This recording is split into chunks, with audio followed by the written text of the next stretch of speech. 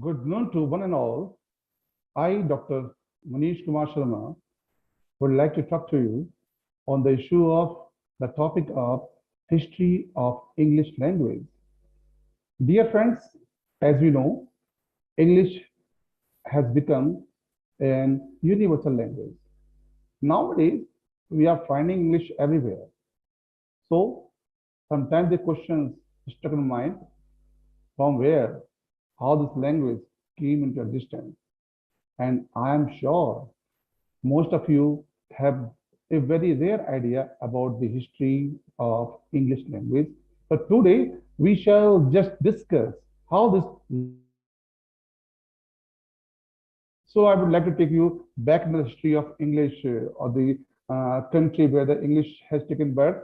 So now I'm talking about the UK, known as United Kingdom. So my dear all, UK is earlier known as Britain because at the time, yes, just exactly 2000 years ago, Britain was a very nice country that is governed by the tribal known as Britons.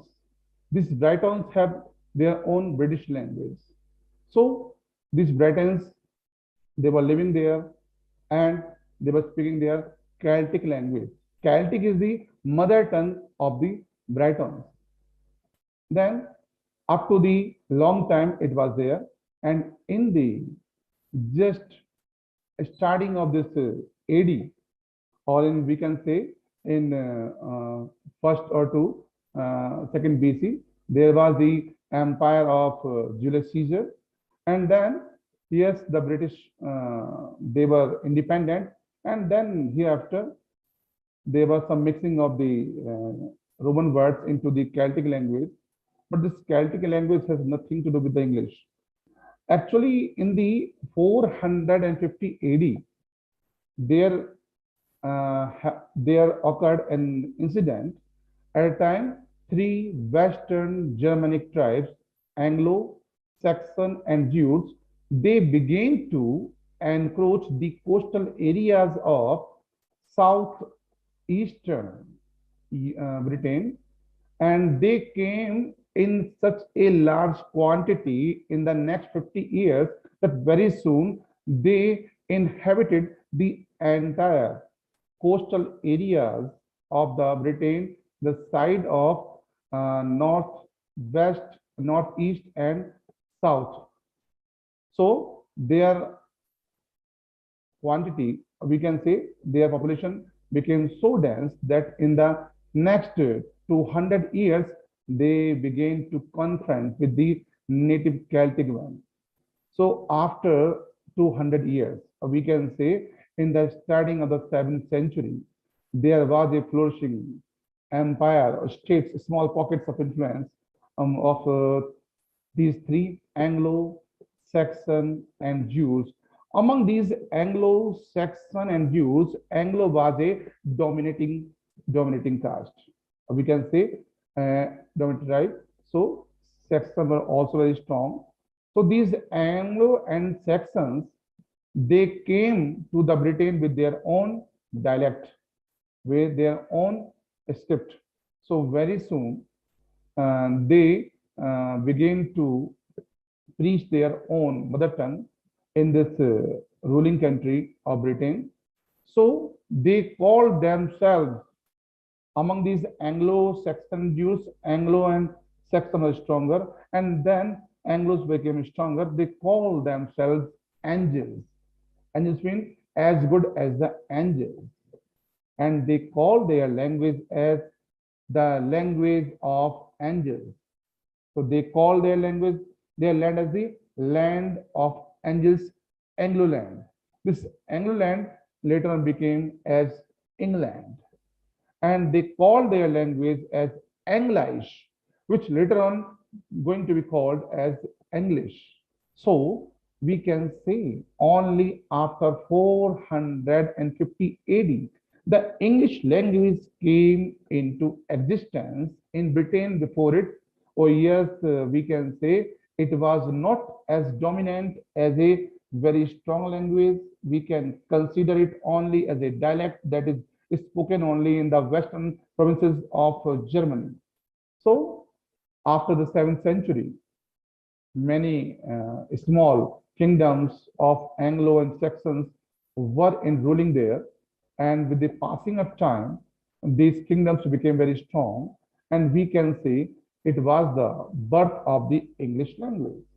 So from 450 AD to up to 1050 AD, it is known as the, oh yes, we can call it the primary age of English language or the Anglo-Saxon age. Yes. So in this age, only particularly the basic language of Anglos and Saxons, it came in collision, in soft collision with the native Celtic language, and we know very well certain words of the Roman language were also in existence in the existing Celtic language. But in the yes, after 7th century, Christianity came to Britain or came to England. So now, with the reintroduction of Christianity in 7th century AD, because it came earlier in the 2nd century and up to third century, and then with the collapse of the Roman Empire, the Christianity also collapsed, and the pagan religion was actually it was existing there.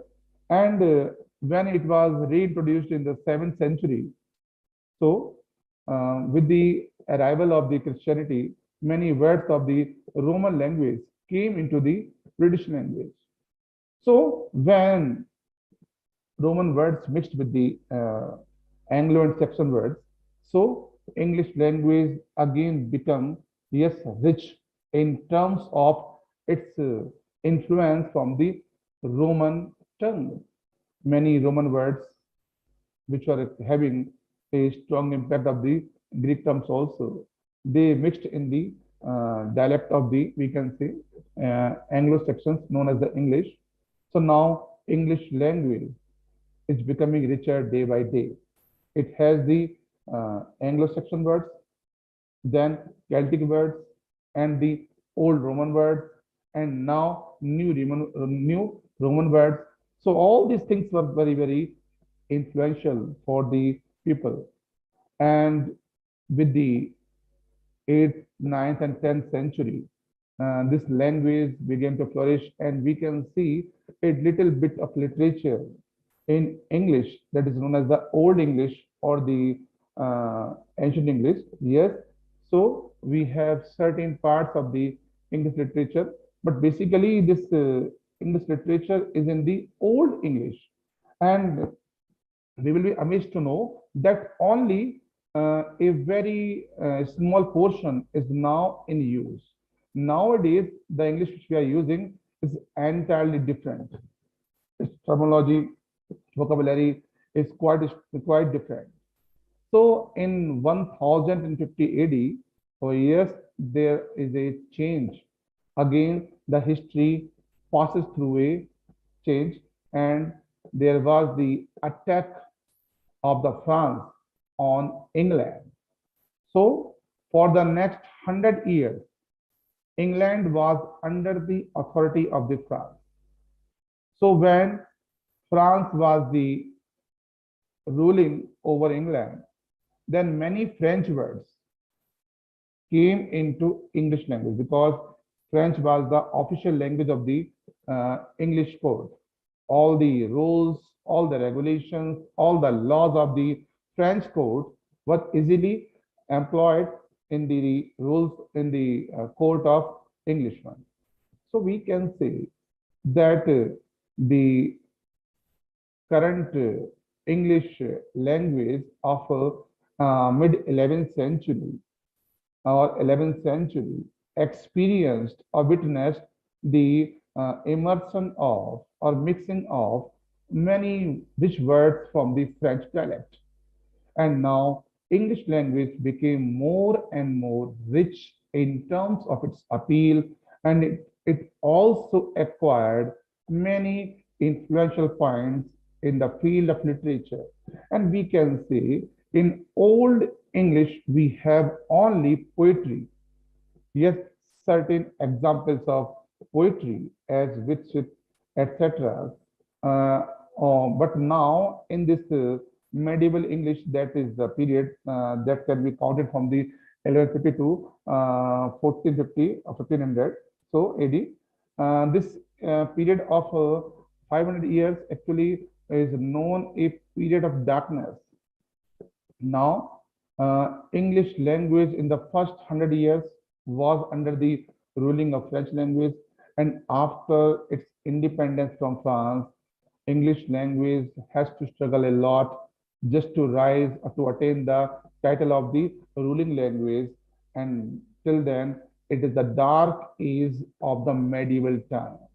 No discussion over the science, over logic, only some dogmas, some traditional concepts of Christianity were in use.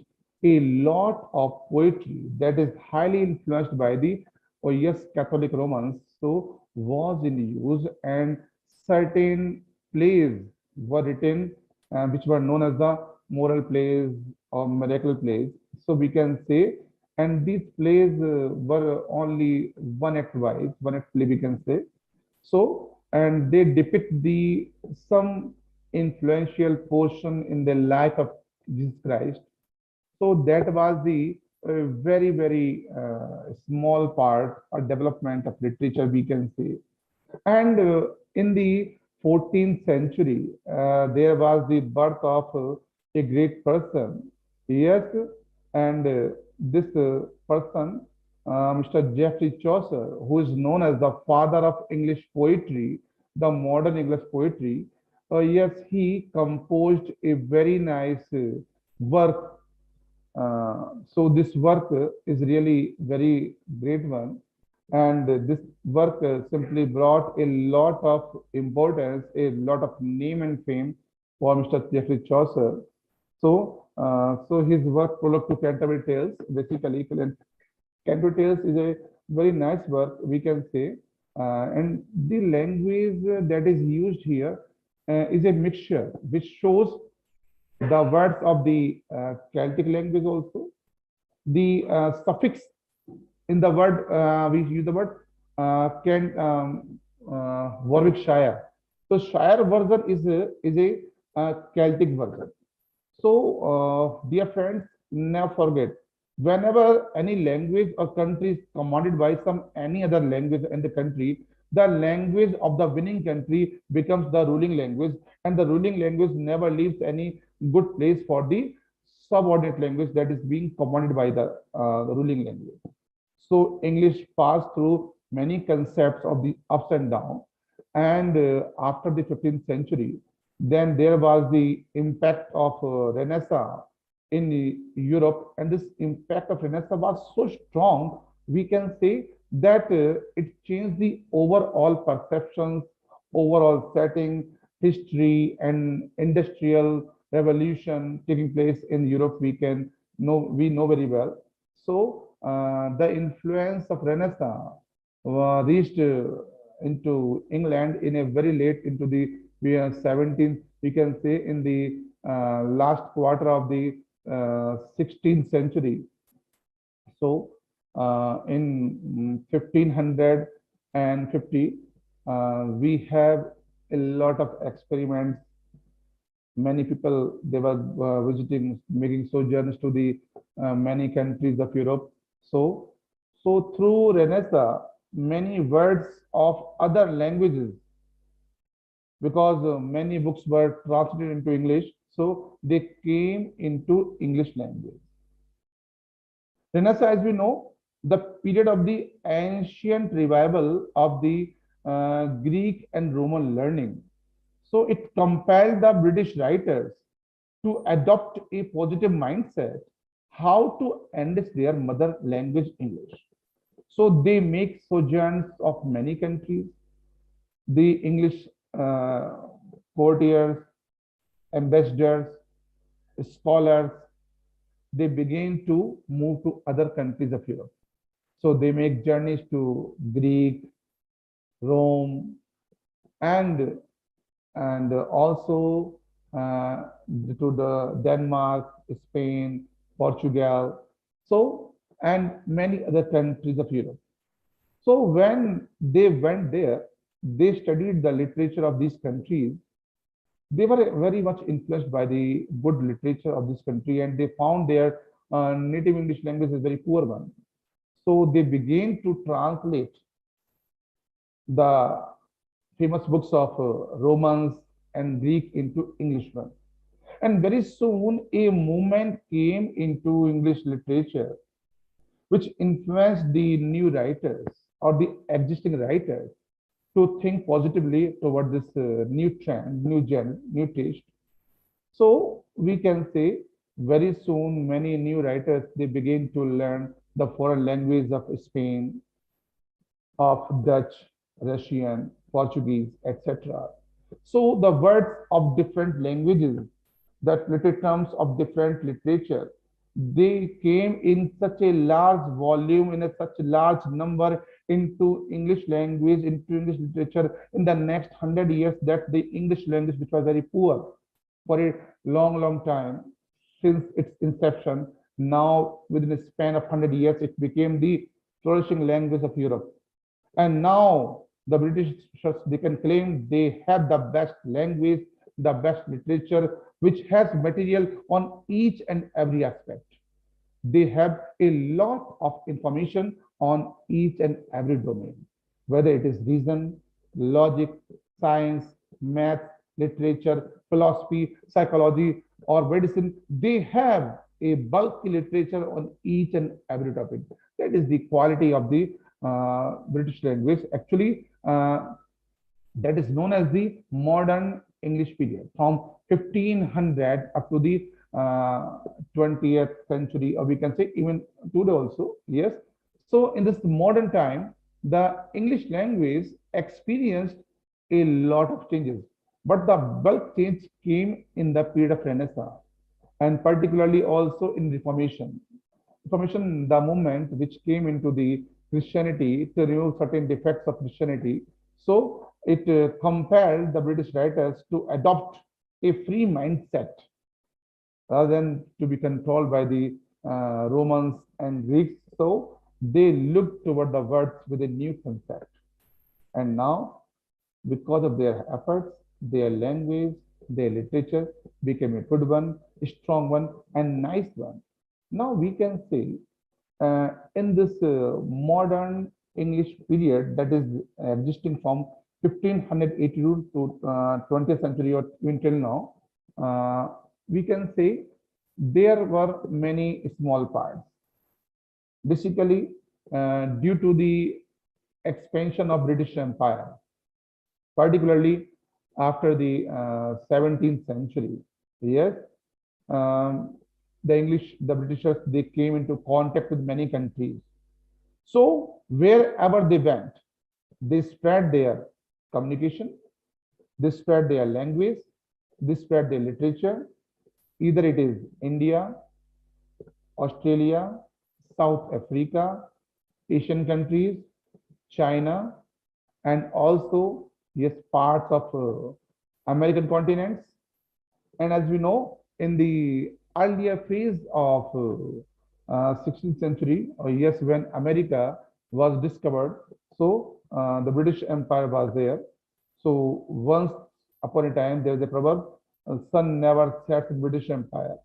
So all the dialects, all the tongues, wheresoever the Britishers went, they learned or acquired certain words, and these words came into English language.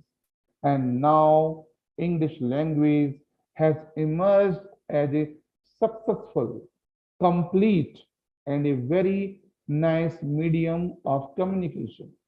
This English language is nice because it bears a long journey of 1600 years. And this 1600 years long journey of English language simply, yes, possess the influence of mostly the languages of the mother language as Anglo-Saxon, which came in contact with Celtic, the original Britons, and then influence of the Old Roman of second and third century in Britain, and the New Romans which came into England in 7th to 9th century, and then French language that came in 11th century, and then after 1500 it came into contact with other languages like Portuguese, Spanish, Dutch, and also many other languages of Europe. And in the period of colonial empire, when Britishers were establishing their colonies in the world, many words of Hindi, Arabians, and also uh, Africans, they came into contact with English language. So we can say English is a nice language. It bears a very strong impact of the dialects of many speaking countries where some new sort of tongue is spoken. So my dear all, now we have an idea about the basic history of the English language. And if we cast a glance at the history of English in India, we can say in India, with the arrival of British Empire in 18th century, yes, uh, English became prominent language in the English provinces. First of all, Bengal came under the influence of British Empire. So the British make Calcutta or Kolkata as their capital of British Indian Empire, a British colony of India. So as soon as they expanded their empire into the entire India, then this English language became the main tongue of royal communication or the official communication. And we can say very well that as soon as English became the official language of the ruling class, then as we know, oh yes, a group of the royal Indians who want to communicate and cooperate with the Britishers in the ruling of India, they came into existence and they commanded this language very soon. And with the passing of time, for the 200 years, English were staying in India. So they left a very strong impression on the Indian mindset.